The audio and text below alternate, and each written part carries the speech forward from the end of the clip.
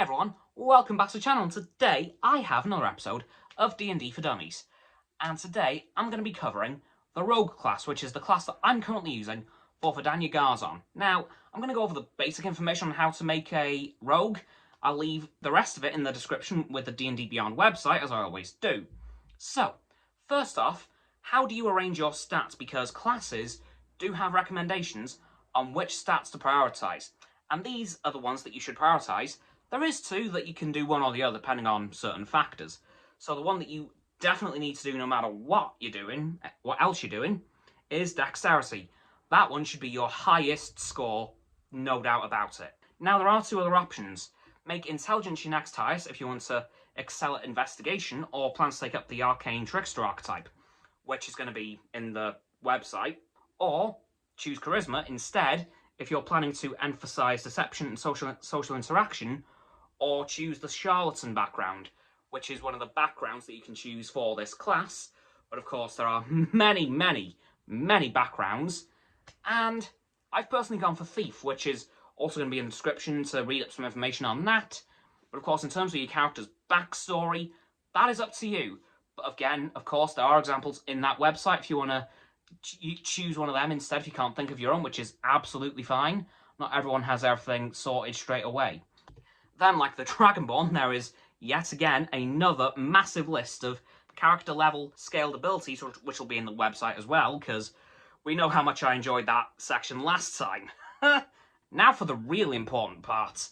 This is the stuff you'll be using from session to session. So, your hit dice is 1d8 per rogue level, aka character level. Hit points at first level is 8 plus your constitution modifier, which will be in a little circle below the constitution number itself, so your actual stat will have a little bonus underneath it.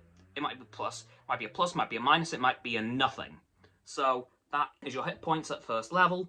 Hit points at higher levels is, sorry about that, 1d8 plus 1d8 or 5 plus your constitution modifier per rogue level after first. So that's how it works after level 1. Now, for your character's armour.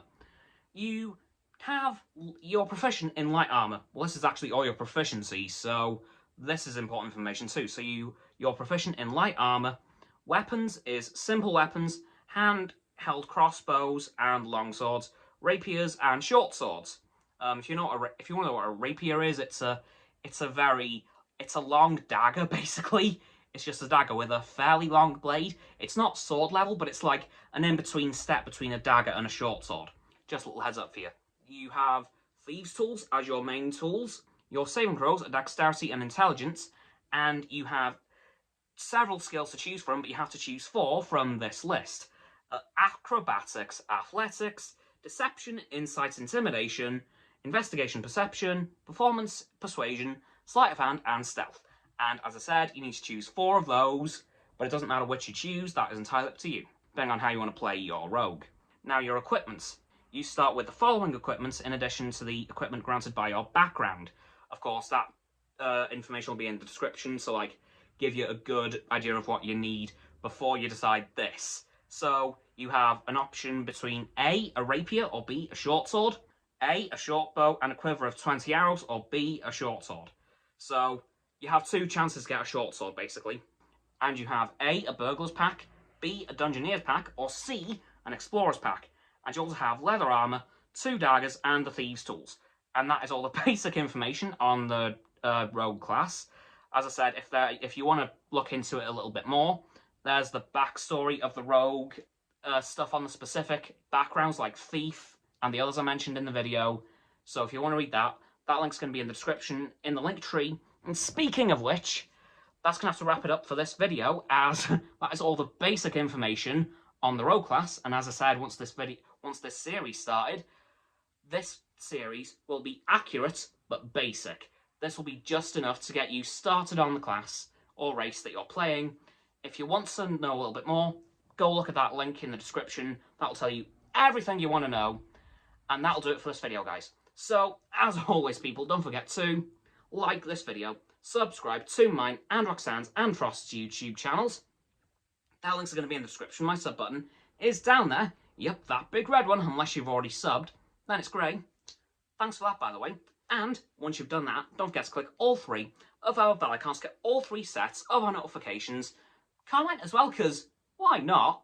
And let me know what you thought of this video, and if you're considering using the rogue class now, definitely would recommend, by the way. Once you've done that too, don't forget to follow me on Facebook, Twitter, Instagram, Stereo and TikTok.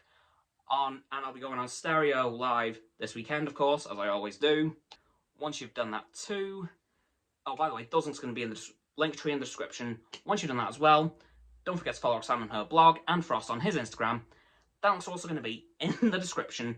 And lastly, of course, don't forget to share this video with all of your friends so they can join the infinite loop of liking, subscribing, commenting, following, and sharing.